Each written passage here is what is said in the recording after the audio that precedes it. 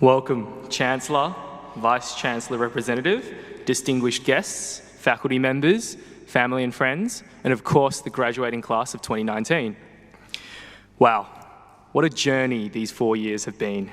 To put into perspective just how long medical school was, we had Brexit with 4 failed extensions, the complete rollout of NBN finally, DiCaprio's first Oscar win, and Gary has created his own language.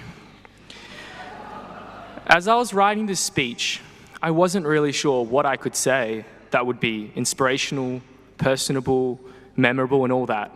I mean, seriously, our cohort has some of the most incredible human beings I've ever met.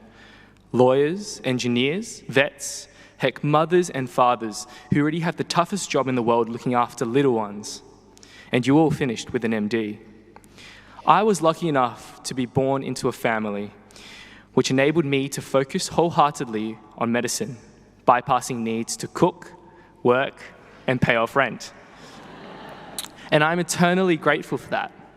Thank you, Mum and Dad, and on behalf of my classmates, I would like to thank everyone who has supported and helped us along the way.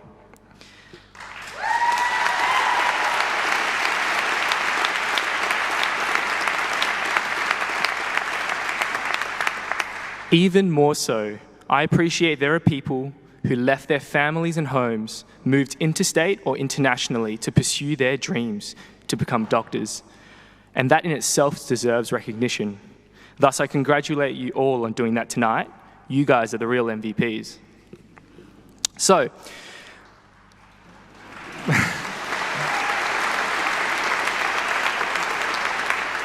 pushing my admiration for this amazing cohort aside, the mild narcissistic personality traits I apparently have persuaded me to give at least some food for thought in your first days as doctors.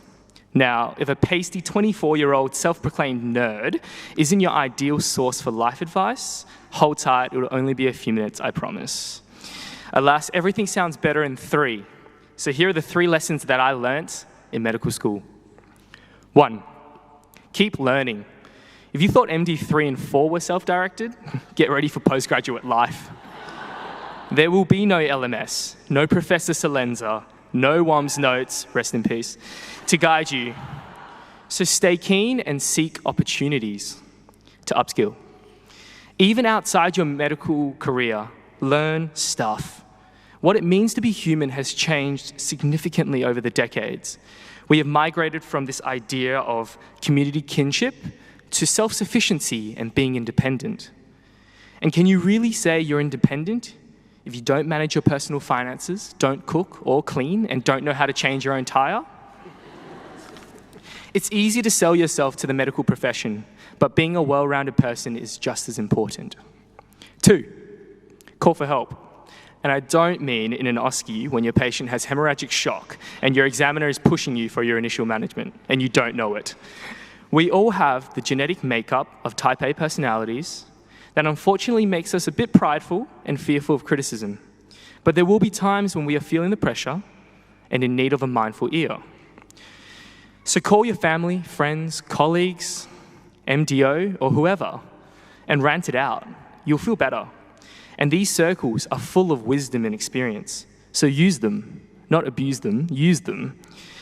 Also, don't be afraid to admit fault. As the famous philosopher and street poet Drake once said, "Man, I was born to make mistakes, not to fake perfection." So if you won't listen to me, at least listen to Drake. And finally, 3, have fun. A simple task, yet as doctors, we are horrible at looking after ourselves and taking time off. Some say it's ironic, but really it's expected. It is the same relentless drive that got you into medical school and successfully through it that will subsequently push you to prioritize your patients and forgo your own needs. Hence, burnout rates are high in this profession. And we need to realize that there is always time to have that tequila sunrise in Malibu. So whatever it is that makes you tick, climb it, buy it, swim it, read it, drink it, ride it, just do it.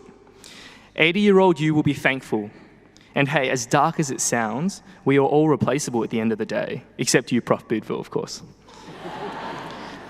On behalf of the graduating class of 2019, I'd like to sincerely thank the University of Western Australia and the Faculty of Medicine for their guidance, support, and opportunity. This chunk of our life holds many dear memories, and we are forever grateful. So could you all please put your hands together for UWA and the medical staff?